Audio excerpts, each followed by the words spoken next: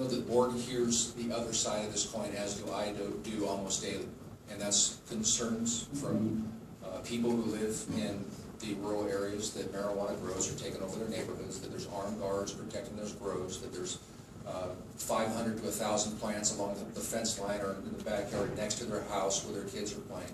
So we tend to hear both sides of the story, and we're trying to come up with a thoughtful and fair ordinance that is going to take care of the medical needs and also take care of the people who don't have marijuana as part of their life.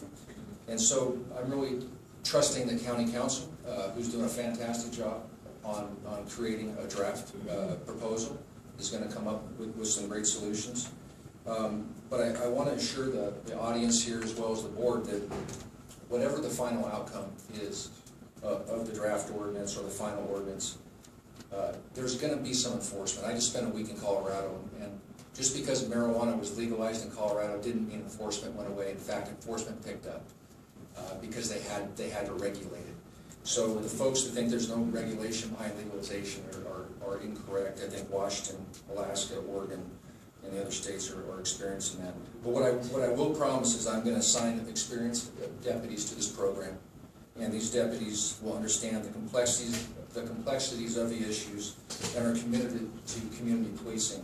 We're going to focus on neighborhood issues surrounding marijuana cultivation, environmental degradation, large grows and open spaces, without the use of helicopters. We're not going to use any helicopters. Compliance, cooperation, and we're going to enforce the spirit of the law, not the letter of the law. We have no desire to fill our county jail system with marijuana growers. In fact, that's going to be a last resort and will not be a tool that's utilized.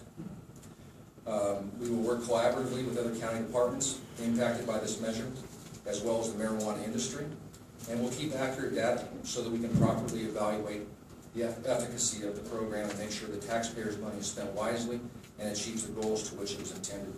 And lastly, we're going to keep the board and the people informed. And we're happy to do report backs as often as you call for, but at least every 6 months, and tell you how things are actually occurring out in the neighborhoods and the streets. So thank you.